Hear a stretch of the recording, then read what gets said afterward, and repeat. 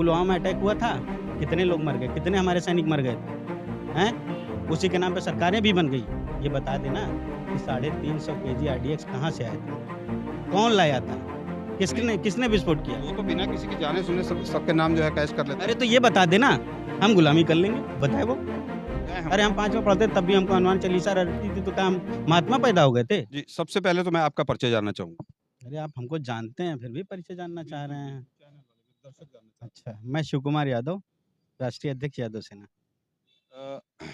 अभी बागेश्वर धाम में जो प्रॉब्लम चल रही है, बड़ी चर्चा का विषय। सबसे पहले तो मैं बागेश्वर धाम के बारे में बहुत ज़्यादा नहीं जानता हूँ। सबसे पहले तो मैं जानना चाहूँगा बागेश्वर धाम है क्या? बागेश्वर धाम एक ईश्वर के नाम पे ठगी का अड्डा है और क्या है? और बागेश्वर धाम में कुछ खराब थोड़ा नहीं चल रहा है। वो खराब पूरे देश में किए पड़ा है। जादू, टोना, झूठ, पाखंड फैला रहा है तो अच्छा थोड़ा कर रहा है वो। वो एकदम खराब कर रहा है। वो नई जनरेशन को खराब कर रहा है। नई जनरेशन को आस्था के नाम पर झूठ, फरेब और जादू टोने में ढकेल रहा है। नहीं, हमने तो एक वीडियो में देखा था, वो कह रहा था कि अगर मेरा कहना नहीं मानोगे, तो मैं सबको नंगा कर दूँगा। नंगा शब्द क्या है? क्या है नंगा शब्द? वो खुद नंगा है। जो ईश्वर के नाम पे माँग के खाता हो, जीता हो, बिना चढ़ावे कुछ होता वहाँ पे? उसके बाप-दादा प्रॉपर्टी छोड़ के गए थे, जो अरबों की संपत्ति खड़ा कर लिया है। कई ना सौ नास्तिक हैं क्या आप? अरे भाई इंसान को मानने वाला अगर आपको नास्तिक लगता तो मैं नास्तिक हूँ। मुझे लग रहा है आप भगवान को नहीं मानते। भगवान को क्या कोई बात देता है क्या मानना? हम नहीं मानते। नहीं, वो बागेश्वर धाम तो कह रहा है भगवान को मानना चाहिए। अरे अब फिर बाप काहे आप शब्द कहलवाना चाह रहे हैं? नहीं, तो कोई आप शब्द गधा क्यों हो, कुएँ में कूद रहा हो, वो कहो तुम भी कूद जाओ तो मैं भी कूद जाऊँ। क्यों नहीं मानते भगवान? अरे मैं नहीं मानता। नहीं, बागेश्वर धाम को क्यों नहीं मानते? भगवान को मानने का मतलब चमत्कार को मानना। मैं चमत्कार नहीं मानता। अगर मैं चमत्कार नहीं मानता तो आपको लगता मैं ईश्वर को नहीं मानता हूँ तो ठीक है। भाई एक सुपर पावर है ही है, जिसको आप प्रकृति कह लीजिए या ईश्वर का नाम दे लीजिए। लेकिन अलग-अलग भगवान, अलग-अलग अल्लाह और वो यीशु फलान ढिकान नाम देंगे तो उससे काम थोड़ा ना चलेगा। नहीं, तो बागेश्वर धाम के बारे में आप क्या जानते हैं? क्यों नाराज़ हैं आप? मैं क्यों नाराज़ हूँ भाई? आपने कहा कि क्या चल रहा है? तो वहाँ वहाँ ठगी, जादू, टोना, लोगों को ठगना, लोगों को झूठ-सच लोगों के अंदर डालना, चमत्कारिक चीज़ें लोगों को पहुँचाना। सनातन विरोधी हैं। भाई सनातन क्या था? आप मुझे नहीं पता, मैं तो देखता हूँ आप न्यूज़ आप कहते हैं आप आप म किसी को जो हिंदू धर्म का पक्षकर हो, उससे बात करेंगे जब वो हिंदू पे नहीं टिकेगा तो सनातनी हो जाता है। सनातन तो कोई हिंदू विरोधी हैं आप, हिंदू विरोधी हैं। विशेष धर्म था ही नहीं। सनातन एक संस्कृति थी। वो रहने-सहने का, उनके जीने-खाने का तरीका था। उसको तुम धर्म का नाम दे दो। अच्छा, धर्म क्या है? धर्म देखिए, धर्म तो वो है जो मानव जीव मात्र से प्यार करना सिखाता हो। यहाँ क्या है, यहाँ तो साला खून चाहिए तो ले लेंगे, तब हिंदू मुस्लिम नहीं दिखाई देगा।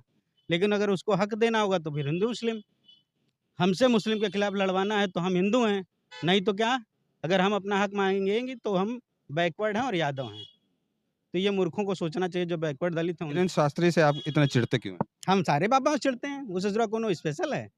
हमें कोई बाबा पसंद नहीं है। नहीं, तो क्या है, वो तो इतना बड़े-बड़े चमत्कार दिखा रहा है, बहुत दूर तक फिर वही पूरे बात है देश में देखिए, पसंद किया जा रहा है। एक किसी गुमनाम व्यक्ति ने कहा था, उसको ज्ञानी कह लीजिए चाहे कुछ कह लीजिए, कि दुनिया के सबसे ज़्यादा धूर्त और सबसे ज़्यादा डरपोक जब 2 लोग इकट्ठा हुए, तब धर्म का जन्म हुआ, जिससे सिर्फ़ ठगी हो सकती है, जिससे सिर्फ़ डराया जा सकता है। धर्म विरोधी हैं।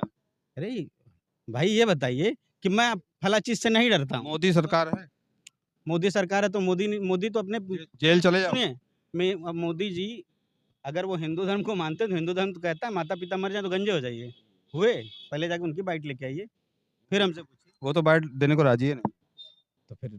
तो फिर वो आपके विरोधी भी हो गए, आपके चैनल के भी विरोधी हो गए। अच्छा, मैं चलिए छोड़िए, इतना बता दीजिए लास्ट में कि आप धीरेन्द्र शास्त्री कितने विरोध क्यों करते हैं?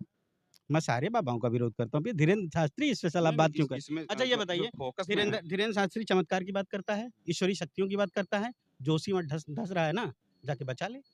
अगर हैसियत उसकी है तो बचा ले जोशीमठ, बचा सकता है।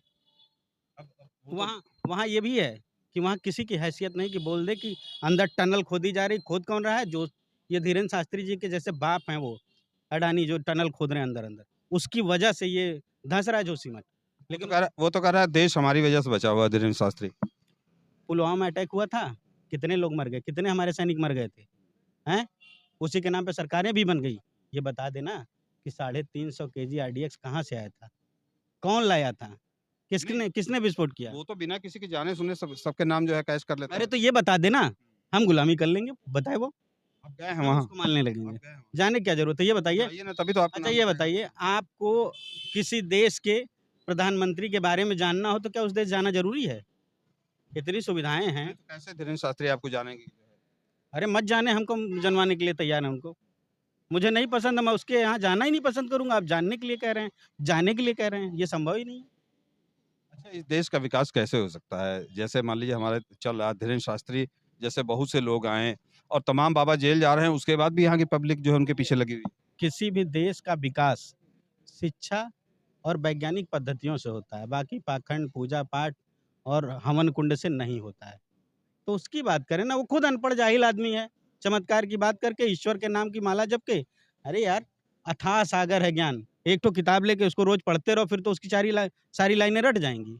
वही रामचरितमानस पढ़ते रहो, फिर रट जाएगी तो तुम कहोगे हम चमत्कार कर रहे हैं रामचरितमानस पढ़ के। अरे हम 5वाँ पढ़ते तब भी हमको हनुमान चालीसा रटती थी, तो क्या हम महात्मा पैदा हो गए थे? तब बागेश्वर धाम को क्या मानते हैं? फ्रॉड मानते हैं आप? बिल्कुल मानता हूँ, मैं धीरेन्द्र शास्त्री को मानता हूँ। बागेश्वर धाम फ्रॉड है, नहीं है, वो बात की बात है। क्योंकि उस धाम के नाम पे ये ठग रहा है, धाम के नाम पे।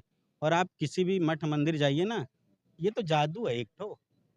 आपके बारे में जान लेना अभी एक टैलेंट कार्यक्रम हो रहा था किसी टीवी चैनल पे मैं देख रहा था।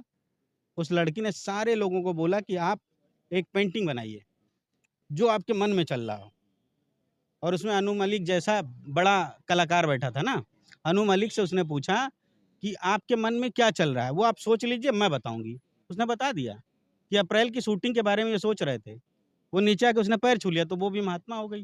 धीरेन्द्र शास्त्री से ज़्यादा महात्मा हो गई। और वहाँ 10-20 लोग एक साथ पेंटिंग बना रहे थे, सबको उसने बता दिया कि तुमने अपने बोर्ड पे पेंटिंग कौन-सी बनाई है।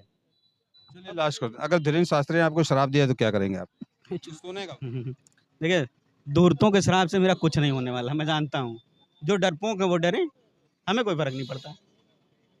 बहुत-बहुत धन्यवाद आपको। वैसे सनातन विरोधी हैं आप, है ना? मोदी से डरिए। ना हम बाबा विरोधी हैं। वो भी बाबा जो धर्म के नाम पे लोगों को ठगते हैं, ठीक है? कुछ मुद्दों पे मैं रामदेव के पक्ष में रहता हूँ, क्योंकि वो धर्म राम कृष्ण नहीं बेच के वो योग बेचते हैं। तो अगर बेचना या व्यापारी बनना है तो रामदेव जैसा बन जाओ। काहे के लिए धीरेन्द्र शास्त्री बने घूम रहे हो?